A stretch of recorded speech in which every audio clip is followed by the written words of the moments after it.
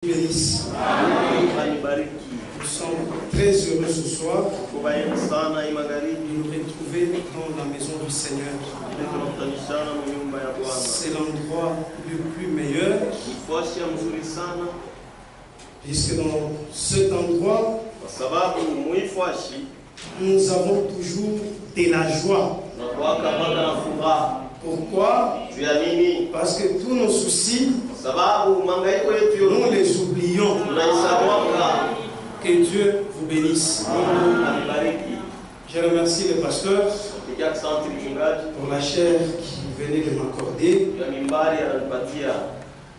En soi, c'est sa chambre à coucher. Et quand on vous l'ouvre, vous avez trouvé grâce à ses yeux.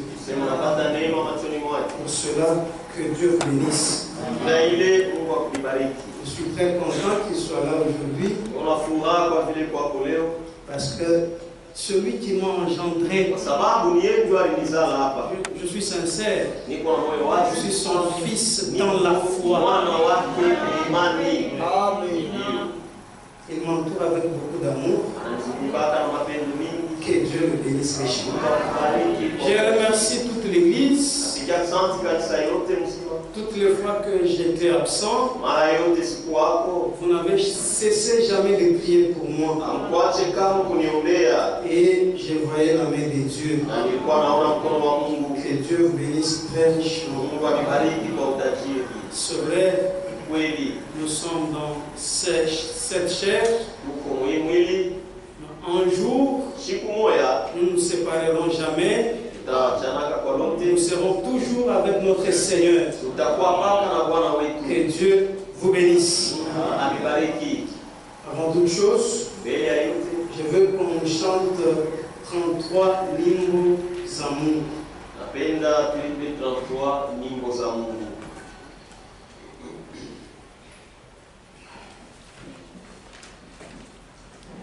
Yesu unitazami shemu msalaba wako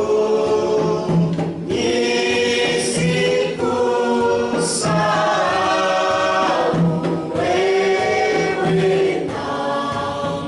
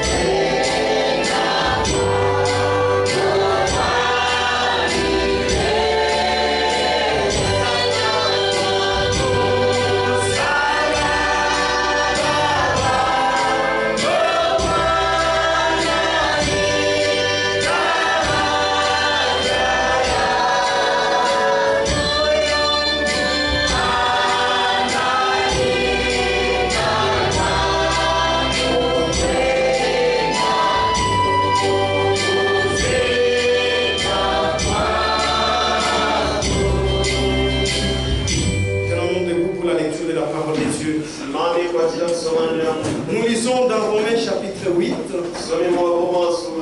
le verset 32. Nous lisons au nom du Seigneur Jésus-Christ. Lui, qui est celui-là? Dieu. Lui qui n'a point épargné son propre fils, mais qui l'a livré pour nous tous, comment ne nous donnera-t-il pas aussi toutes choses avec lui? Seigneur Dieu Tout-Puissant, ce soir nous voici dans ta maison. Nous y venons avec tous nos fardeaux. Le seul qui peut nous décharger, c'est toi. Nous avons des problèmes, Seigneur, mais la solution nous vient de toi. Puisque toi-même tu es solution. Seigneur Jésus-Christ, nous venons de lire ta parole. C'est toi qui en es l'auteur et toi-même tu vas l'interpréter. Autrement de la scène, tu sais que je ne sais même pas bien parler, je ne recherche que de mots, mais Seigneur, si toi tu saisissais ma bouche et que tu mettais des paroles, comme toi-même tu as dit qu'il suffit seulement d'ouvrir la bouche, que toi-même tu l'utiliseras, Seigneur, fais-le pour ta gloire. Nous avons besoin de toi, Seigneur. Remplis-moi de tes paroles, afin que ton peuple soit béni, que le mandat de retour guéri. Merci pour chaque chose, Seigneur. Que ceux qui sont encore dans le péché soient délivrés, car la délivrance vient de toi. Car à la croix tu as dit, tout est accompli. Accomplis ta parole, Seigneur. Nous te prions avec foi, au nom de notre Seigneur Sauveur Jésus-Christ. Amen. Amen. Nous venons de lire l'écriture dans Romains 8, au verset 32. Où il est dit, Dieu n'a pas épargné son propre fils, mais il l'a livré pour nous tous. Pas seulement pour nous qui sommes dans le message, mais c'est pour le monde entier. Il faudrait que l'humanité voie Jésus-Christ. Alors, l'ayant livré pour nous, il lui dit, comment ne nous donnera-t-il pas aussi toutes choses avec lui? Puisque Jésus-Christ, il est l'héritier. Nous sommes co-héritiers avec lui. Donc, toutes ces promesses accomplies, nous en sommes bénéficiaires. Que Dieu vous bénisse. Il n'a pas épargné son fils unique, mais il l'a livré pour nous tous. Comment ne nous donnera-t-il pas toutes choses avec lui? Ici, c'est l'amour qui a poussé Dieu à pouvoir livrer son fils pour l'homme déchu, afin que celui-ci soit relevé, pour que celui-ci ne soit plus dans le péché. L'homme est tombé dans le péché, mais il fallait que lui-même vienne afin que celui-ci retrouve la vie. Que Dieu vous bénisse. Et ayant livré son fils, en son fils, nous possédons tout. Donc, notre sujet aujourd'hui, c'est toutes choses. C'est la prédication du prophète. Toutes choses. Toutes choses. Donc nous pouvons dire toutes choses. Pour dire, nous possédons tout en Jésus-Christ. Et c'est simple. Nous possédons tout. Le salut, la guérison, la délivrance, la patience, la joie. Tout. Tout Jésus-Christ. Et nous le trouvons là.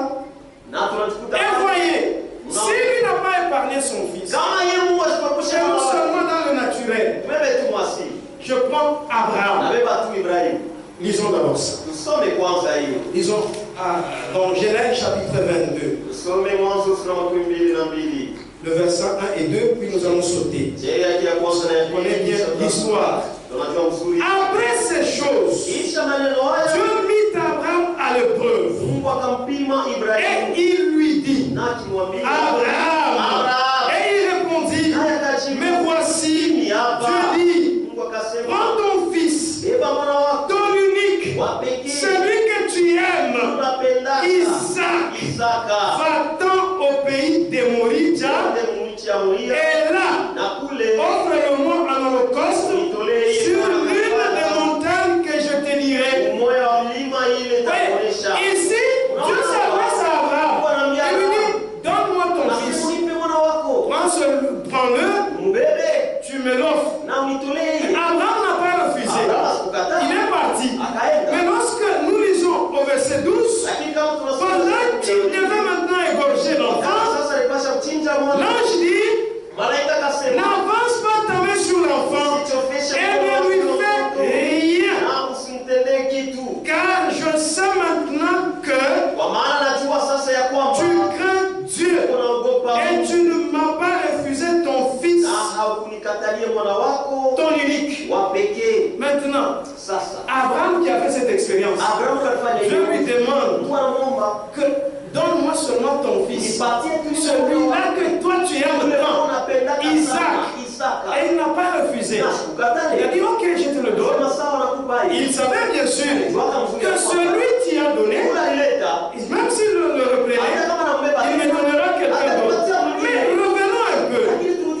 Est-ce que si vous demandez à Abraham une chemise, est-ce qu'Abraham va refuser de vous donner la chemise?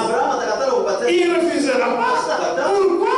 Puisqu'il a accepté de vous donner son fils. Que Dieu vous bénisse. Donc, la même chose, si nous lisons dans Jean 3, Jean 3, verset 16. Jean 3, verset 16. Car Dieu a tant aimé le monde. Car Dieu a tant aimé le monde. Ce monde-là, c'est toi et moi. Nous, les pécheurs. Mais Dieu a aimé le monde. Il a aimé ses pécheurs. Les gens qui ne méritaient pas d'être aimés. Mais lui les a aimés. Et maintenant, suivez. Car Dieu a tant aimé le monde qu'il a donné son Fils unique. Afin que quiconque croit en lui ne périsse point, mais qu'il ait la vie éternelle. Voilà. Mon frère, ma soeur, nous connaissons d'où nous venons. Et si aujourd'hui nous sommes ce que nous sommes, c'est grâce à un homme. Et cet homme-là, c'est Jésus-Christ. Puisqu'il t'a aimé dans le péché, il a venu te chercher.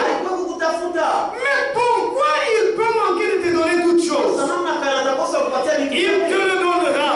Le problème, c'est la foi en Jésus-Christ. Mais si nous mettons la foi en lui, il nous donnera tout ce que nous avons besoin. Et d'ailleurs, avant qu'on nous les demande, lui, il nous a déjà prédestiné tout cela. Et si lui a dit qu'il te donnerait je ne sais quoi, pourquoi il manquera de te le donner? Il va te le donner. Pourquoi? Puisqu'il n'a pas épargné son fils. Mais il l'a donné. Il l'a donné. Et en donnant ce sacrifice parfait, cela prouve que nous possédons tout en lui. Disons d'abord ça. 2 Corinthiens. Verset 6. 2 Corinthiens, verset 6. Chapitre 6, verset 10. Nous lisons. Comme attristés, et nous sommes toujours joyeux. Comme pauvres, et nous enrichissons plusieurs. Comme n'ayant rien, et nous possédons toutes choses.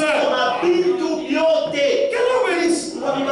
Moi ici, je possède tout. Et je ne fais que remplir mon chèque. Et en remplissant, je signe au nom de Jésus-Christ. Et je sais, comme la Bible me dit, crois seulement tout ce que tu as demandé. Sache que je te l'ai déjà donné. Attends seulement. Mais si toi tu n'attends pas, ça dit que tu n'as pas la foi. Mais moi je sais qu'un jour, il me le donnera.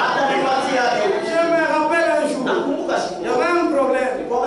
Je suis venu voir le pasteur. Le pasteur prie pour moi. Que Dieu bénisse. Et il pria. Et je vous dis, puisque nous n'avons pas de soucis pour ces choses. C'est vrai, ça peut nous affecter, ça nous affecte. Mais quand on tourne le regard vers Jésus, tout change. Et ce jour-là, on avait une réunion sur Gabé. On m'a fait sortir de la réunion, j'ai terminé. Je dis, pasteur, j'ai un problème. Un problème.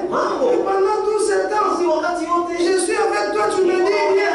Et donc si tu n'as même pas un problème. Et il a dit, je sens que tu as la foi. Ma moto a commis un accident. Et la personne est fracturée sur 4 parties. Acheminé vers la Zambie, là on doit l'amputer. Je n'ai même pas d'argent. Ça fait longtemps. Je n'ai même pas d'argent. Il a dit, Dieu a déjà réglé. Et quand il avait seulement prononcé ça, Dieu a déjà réglé. J'ai saisi ça. Pourquoi? C'est un serviteur de Dieu. Et c'est la bouche de Dieu. Il a dit, ça qui venait de dire, c'est déjà fini. Je verrai cela s'accomplir. Les jours se sont passés. On a amputé cette femme. Mais vous savez, je n'ai payé que $100 à la fourrière pour récupérer ma moto. Et ça, c'est pas un miracle de Dieu. Mais vous attendez quoi? Si vous ne voyez pas de miracle, c'est vous. Mais moi, je le vois tous les jours. Pourquoi? Je possède tout en Jésus-Christ. Et il m'a donné toutes choses. Pourquoi? Puisqu'il a vaincu notre ennemi. Oh, c'est son ennemi. Le diable Satan. Et Dieu bénisse. Et nous pouvons aussi dire dans Romains chapitre 11. Romains chapitre 11, verset 35 à 36. Nous lisons. Qui lui a donné le premier? Pour qu'il ait à recevoir le retour. C'est ça l'homme, hein? L'homme aime quand il donne. Il donne aussi. Un jour aussi, quand j'aurai des problèmes, quand il donne moi. Et quand il a dit il m'avait donné. Moi aussi, je dois lui donner. Est-ce que c'est toi qui nous as sauvés? C'est toi qui as sauvé Jésus. Mais c'est Jésus qui t'a sauvé. C'est lui qui t'a montré le premier amour. Mais toi, tu n'as répondu qu'à son amour. Mais c'est lui le véritable amour. Et personne dans le monde entier, que ce soit au ciel, sur la terre, sous l'eau, qui est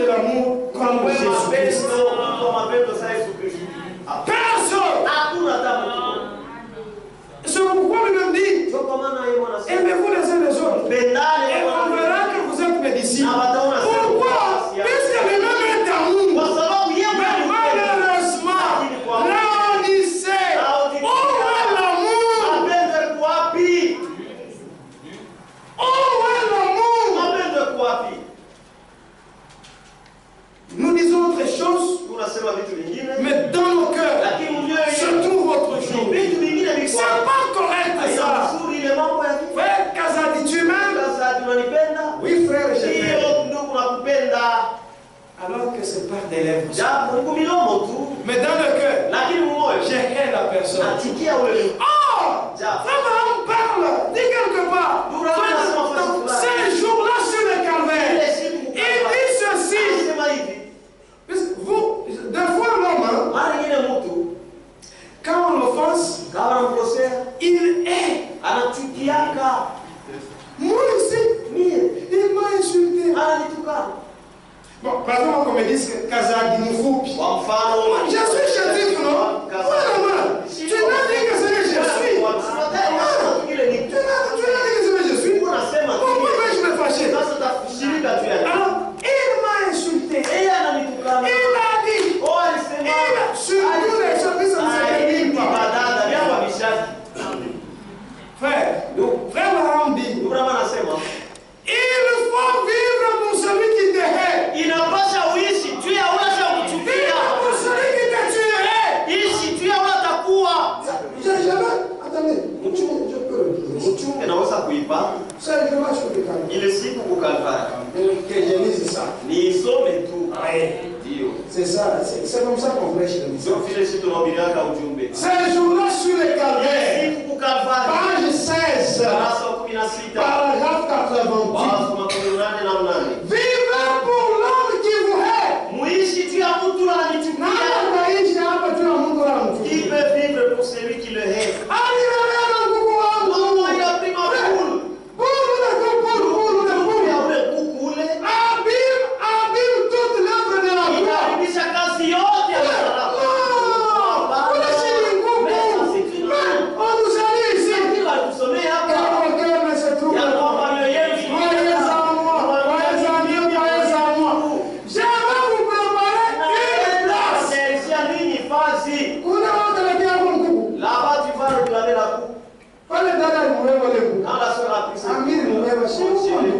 Tu es mon frère. Bon, où est-ce que c'est vrai, micro? Mais,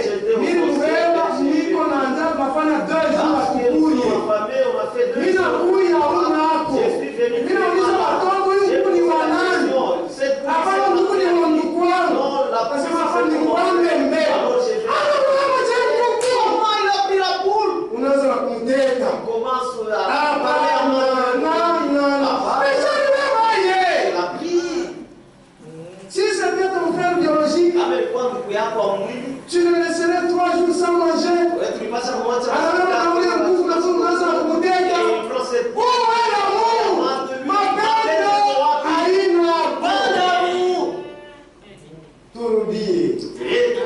Si lui ne nous avait pas aimés, Seigneur, nous serions nous sommes.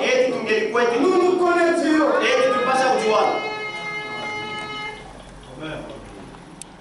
Moi, mon pasteur me dit, c'est ça, frère Edouard. Même si, tu sais pourquoi nous nous retrouvons ici. Je me rends compte que je me suis retrouvé dans ce travail. C'était pour toi. Pour moi. Oui. Et c'est vrai. Aujourd'hui, je suis sauvé. Mais s'il n'était pas engagé dans son travail, est-ce que moi je serais sauvé? C'est-à-dire que vous pouvez me prêcher. Mais là, récupérer. Maintenant, si nous sommes au travail, prenons même 2 minutes pour parler de la parole de Dieu. Il avait pris tout son temps à chercher David.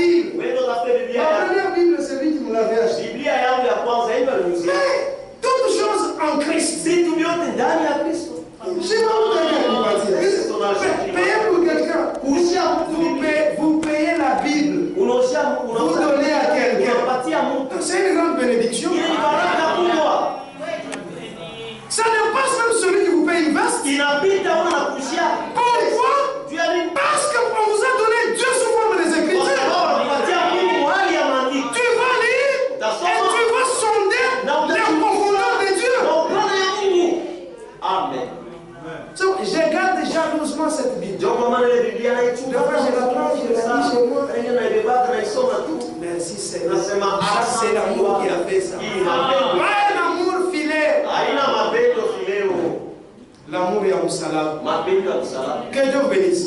J'ai continué la lecture. Non, je n'avais même pas terminé. Vivez pour l'homme qui vous hait. Vivez pour la personne qui vous tuerait.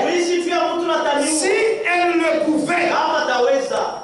C'est ce qu'ils lui ont fait. C'est ce qu'ils lui ont fait.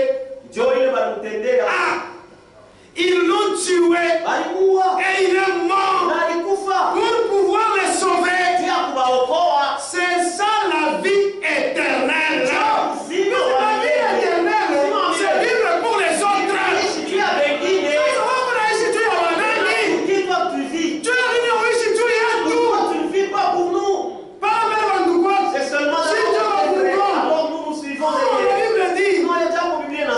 Faites de bonnes choses pour tout le monde. Mais surtout pour ceux dont vous avez une même foi. Ça va. Dans la maison, ils arrivent là. Ils jouent. Voilà, pasteur. Et ils peuvent même briser des assiettes. À tout achikiaka, ils attendent. Nous n'entendrons même pas nous. Même si c'est une sœur. Oh, un frère. C'est normal, on peut projeter que le tombe, il reste quelque chose. Il est venu me rendre visite. Et après, avec notre civilisation, ils ne connaissent pas la valeur des choses. Et ils ont brisé. Frère, mais lui a été percé. Pour toi, pour moi, il a été frappé. La Bible dit que même les autres, donc ils pouvaient nous compter les autres. Et on a arraché même la chair. L'œuvre de la croix. Retournons là-bas. Aimons-nous les uns les autres. Toutes choses en lui. L'amour, c'est une partie de la parole. C'est comme ça. Soyons des véritables chrétiens. Même lorsque nous voyageons, soyons des chrétiens. Moi j'étais à Kasséou. Avant que je revienne, je suis allé voir le pasteur. Pasteur, quand j'ai visé le voir à l'église, j'avais écrit, le diacre m'appelle. Tu as écrit comme ça, c'est-à-dire? Donc, j'ai écrit là. On a mis à alors, à la sortie, je suis allé voir le pasteur. Pasteur, merci Baboulicho. Je ne vois pas pasteur. Parce que ici, c'est vous qui êtes infiniment merci. Et le pasteur m'a dit, frère, que Dieu te bénisse. Tu étais parmi nous. Nous ne t'avons reproché de rien. Malgré la fatigue, malgré diverses préoccupations, tu venais toujours à l'église. Ça, c'est un signe d'amour. Mais moi, tu quittes seulement Kimbei. Tu te retrouves à Kawama, Chitengi. Moi, c'est seulement Kimbei. Tu mourras de quoi Shorko. L'âme aussi a besoin de manger. C'est pourquoi, même si on ne donnait pas une nourriture solide, mais on donne la bouillie, le corps vivra. C'est la même manière avec la parole de Dieu. Même si on peut revenir sur les mêmes choses, l'homme va manger et l'homme ne va pas maigrir. Mais 3 mois. Et surtout si on t'a offensé par un frère, et surtout par les diacres,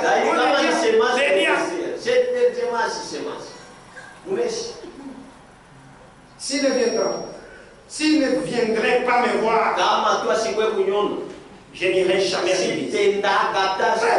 La foi, c'est une affaire de chacun pour soi. Chacun pour soi.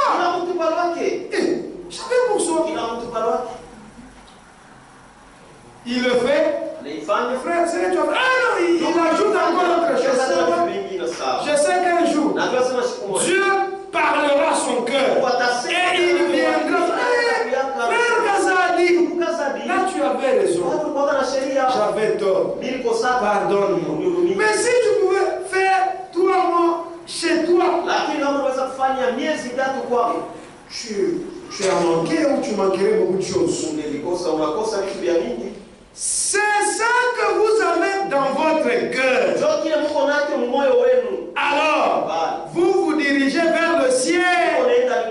Vous vous sacrifiez, mais vous sacrifiez les choses qui vous appartiennent. Vous les sacrifiez.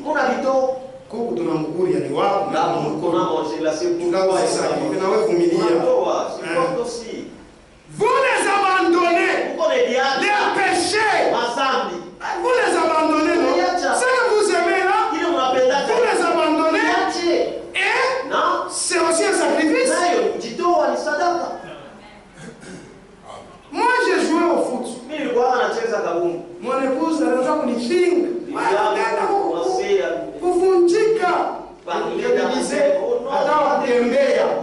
Même celui qui marche peut manger, il tombe, allez, et il est fracturé. Et le pasteur m'aimait. Mais après, j'étais venu ici. Je n'ai jamais oublié ces jours. Il y avait match. On est venu, on a prêché. On a prêché. Je suis sorti. C'est question de vie ou de mort. Je suis arrivé à la maison. Donc j'arrive à la maison, je trouve des gens, plein de gens. Ok. Léo Mangari. Je suis même pas entré dans ma maison. Je suis passé même dans le préau. Le jardin pour tous. Match Banaïcha Mangari. J'arrive. J'ai commencé par prendre l'antenne. Monte. Allez. J'entre dans la maison. Je prends les films. Ma disque. Les disques. Ma DVD. Sous-soleil.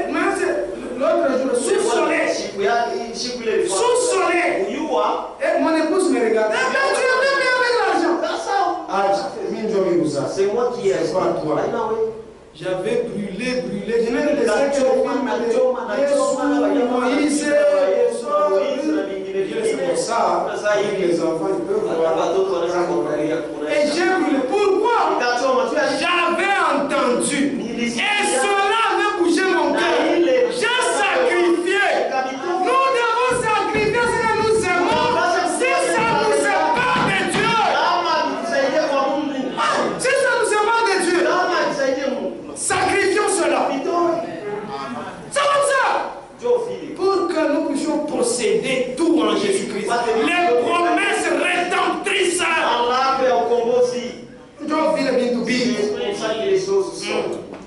Mais vous sacrifiez les choses qui vous appartiennent. Vous les abandonnez. Comme le mouton donne sa laine. Vous regardez plus loin en direction du calvaire. C'est ça le problème. Que nous bénisse. Alors, si lui n'a pas épargné son fils, mais il nous donnera toutes choses. Il nous donnera toutes choses avec lui. Avec lui. Et il y a plusieurs choses. Prenons d'abord une chose importante. C'est pardonner. C'est pardonner. Mais vous devez vous sentir aussi pardonné.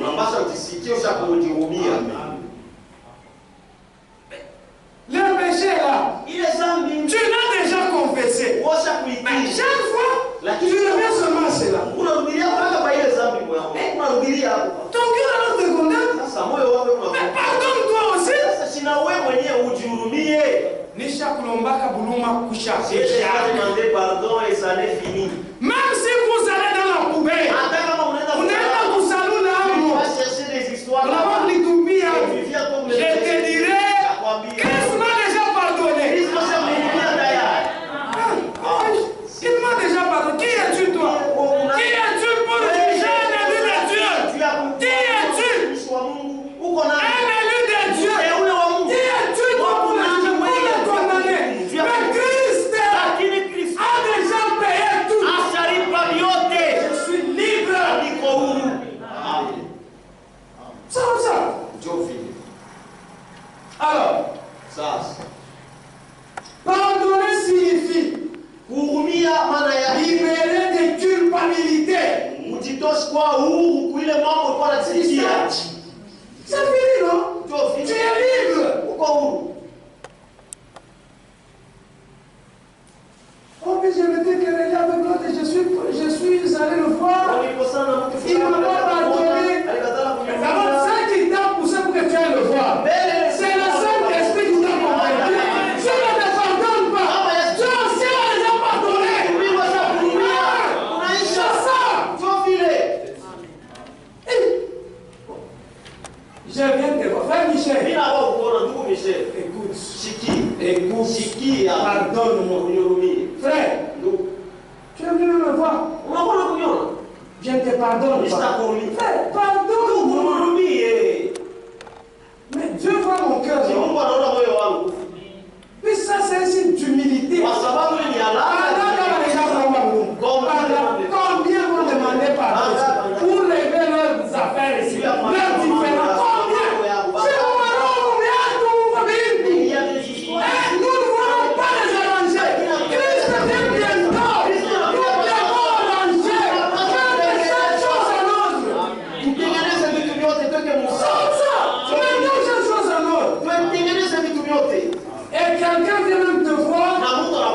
C'est là où c'est un enfant de Dieu. Puis, tu les méprises. Mais tu es en train de mépriser l'enfant de Dieu. Mais c'est Dieu que tu méprises. Pourquoi? Puisqu'il est une partie de Dieu. C'est pourquoi ne parlez jamais en mal contre les enfants de Dieu. Ne parlez jamais en mal. La Bible dit, si vous avez des problèmes, on te dit, va vers ton frère. Et d'ailleurs, celui qui doit aller vers son frère, c'est celui qui se tient debout. Mais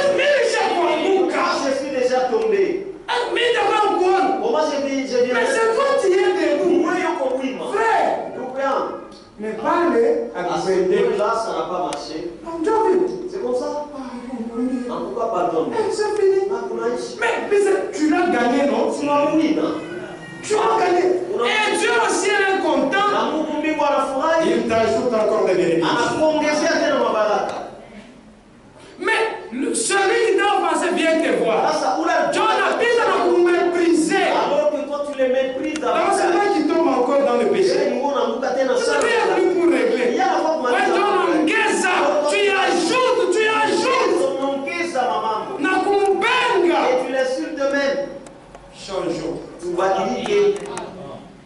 Ce ne sont pas des attitudes des enfants de Dieu.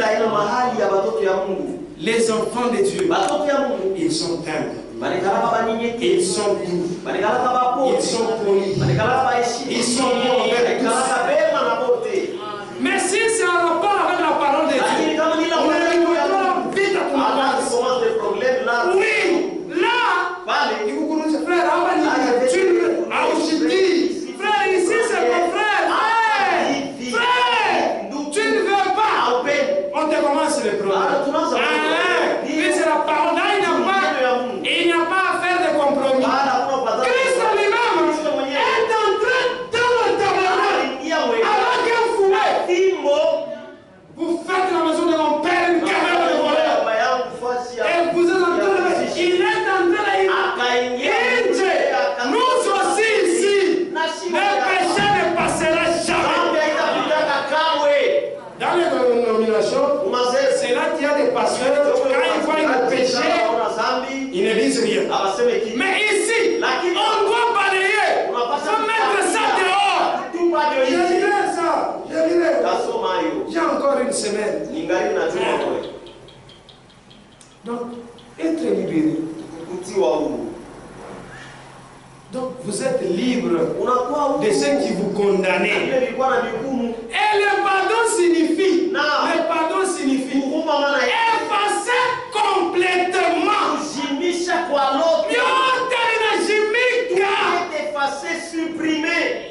C'est là que je disais, dans la poubelle, tu ne vas pas me bouger. Puisque je sais sur qui je me tiens. Que Dieu bénisse. Christ a donné sa vie. Il a payé. Lisez, le calvaire, ce qui signifie. Le problème du péché a été réglé. Donc c'est réglé. Il nous a pardonné. Maintenant c'est toi. C'est toi qui ne veux pas te pardonner. Que Dieu bénisse. Et c'est comme ça. C'est-à-dire, nous avons divorcé avec le péché. On n'a plus besoin du péché. Pourquoi? Puisque le péché a été ou il est effacé. Effacé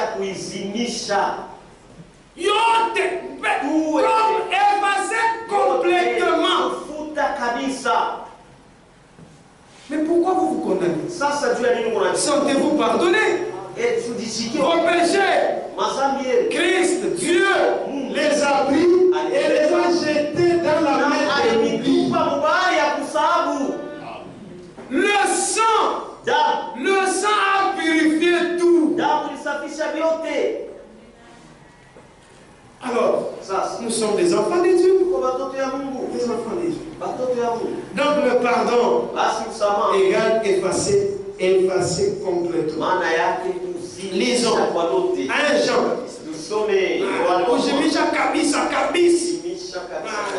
Merci pasteur. 1 Jean chapitre 4 verset 9.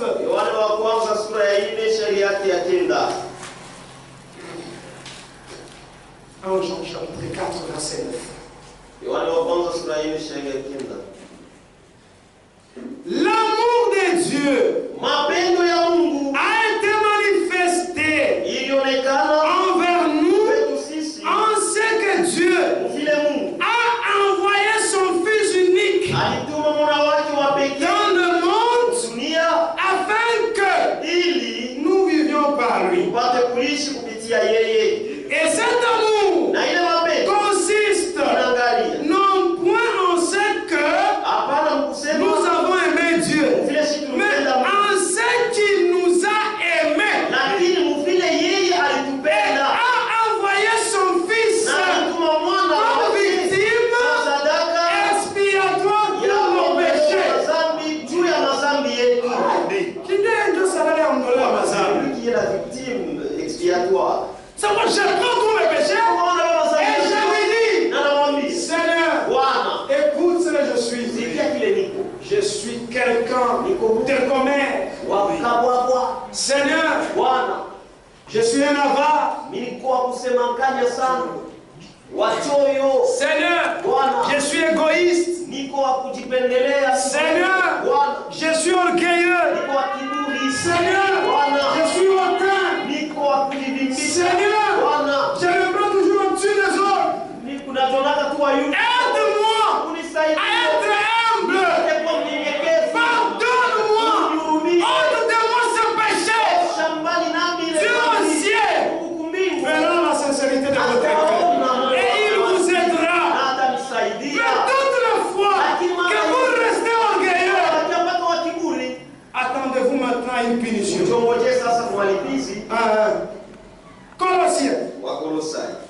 Colossiens 2, 13, 14. Colossiens.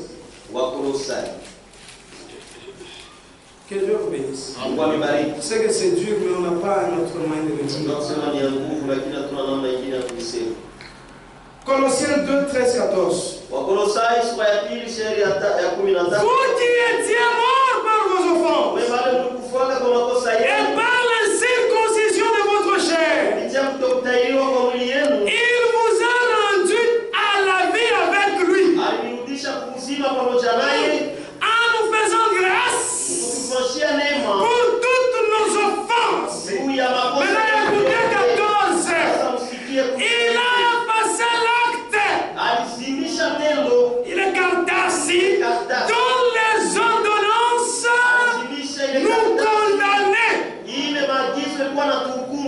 qui subsistaient contre nous. Et il l'a détruit en le clouant à la croix. On a maintenant dit comme ça. Tu veux qu'il retourne encore à la croix? Amen. Tout yote cloué. Alipopola msumari. Tout yote suspendu là-bas. Alisimamisha kule. Amen.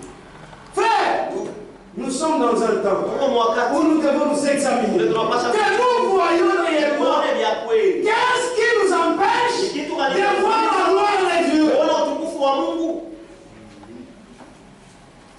Qu'est-ce qui nous empêche de marcher librement?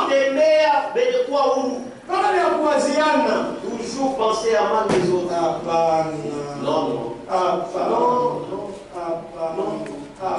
Non. Oh, j'ai trouvé frère Ilunga avec soeur Nandoué. Déjà le problème commence. Mais si tu les as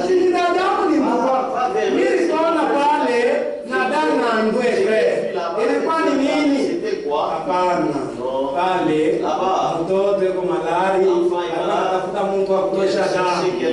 Kama unapenda uende kwa hospitali. Tu veux voir l'hôpital. Bon, alors qu'est-ce que tu as vu? Des fois là. Frère, tu rendras compte. Sœur, tu rendras compte. Changeons.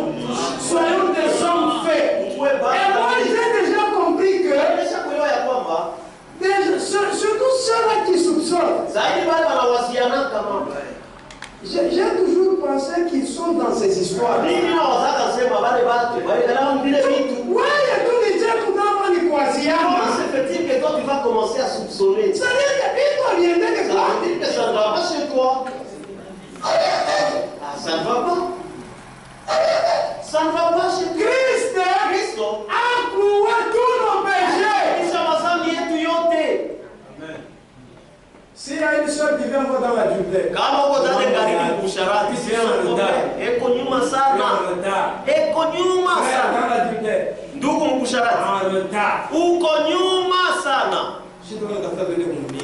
cherchons à aller au ciel.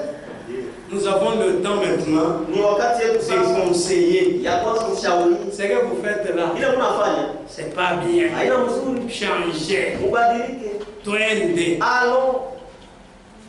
Vous pensez que c'est aujourd'hui que les beaux garçons sont seulement là? Dans les temps anciens, ils n'étaient pas là. Les belles filles, c'est seulement les filles actuelles. Dans l'ancien temps, elles n'ont pas existé. Vous pensez que les chrétiens, c'est seulement ceux d'aujourd'hui? Jadis, il n'y avait pas de chrétiens. Non. Jadis, il y avait des chrétiens. Aujourd'hui, il y a des chrétiens. Mais le problème, nous devons nous conformer à la vie de la parole. Comment ceux d'antan ont vécu? Suivons leur modèle.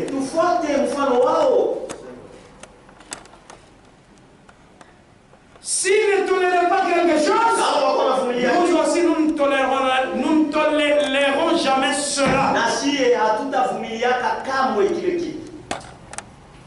Si l'esprit a condamné quelque chose, nous monterons en chair et nous le condamnerons. C'est la parole de Dieu. Chacun doit s'examiner. S'il a déjà été pardonné,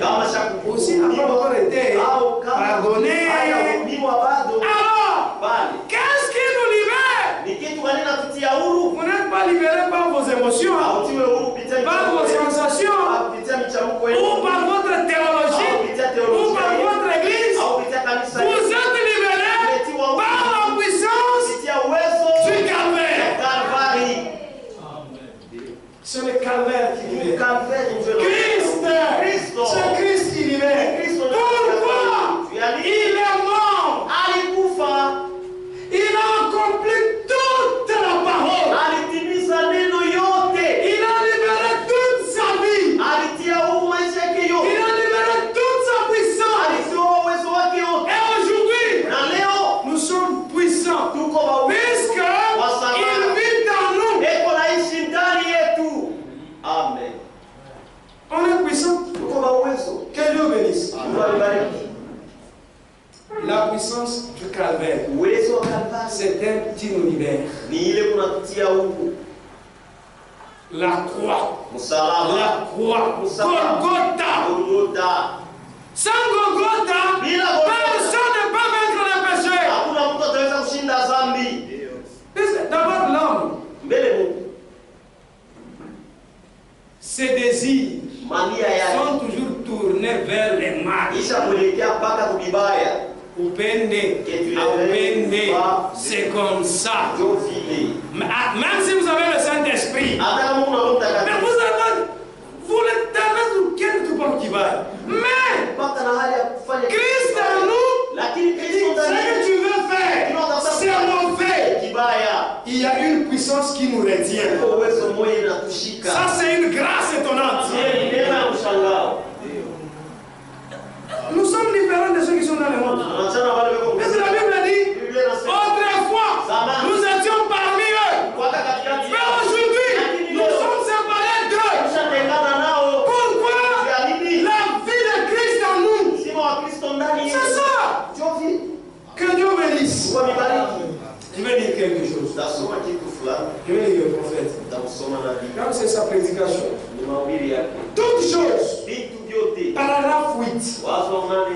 C'est une prédication prêchée le 24 novembre 1962. Page 8.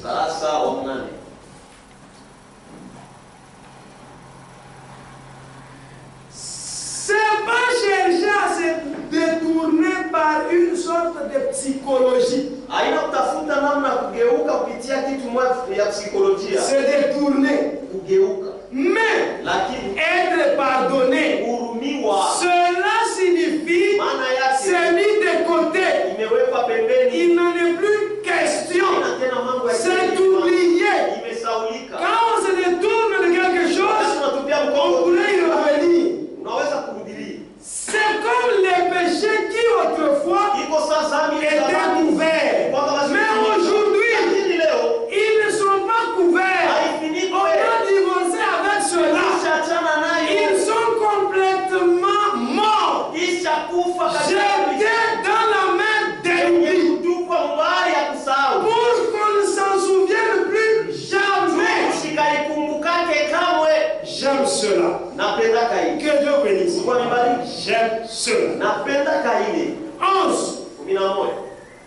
Je pense donc que c'est ce que le pardon signifie. C'est complètement effacé. Ce n'est pas mis de côté pour recevoir quelque chose. Mais c'est effacé. C'est effacé.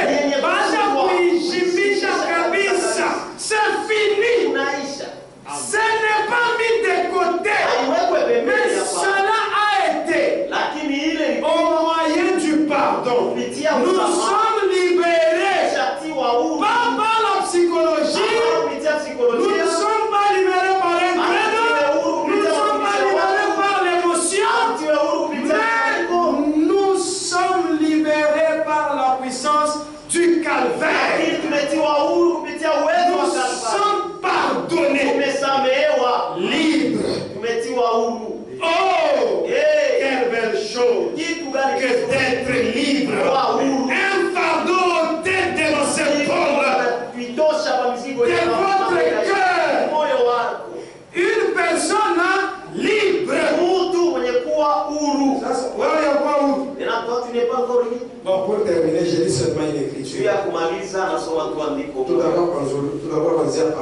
commencerons par là. Je vais lire. Michée. Mika. On va terminer par. Que Dieu vous bénisse. Michée chapitre 7. Mika sura ya 7. Mika. Michée chapitre 7. Mika sura ya 7. Tamalizia pale. Michée 7. Mika sura ya 7. Verset 18 à 20. Shairi ya 18 mpaka 12. Dieu dit, l'Esprit dit ceci. Roho inasema hivi.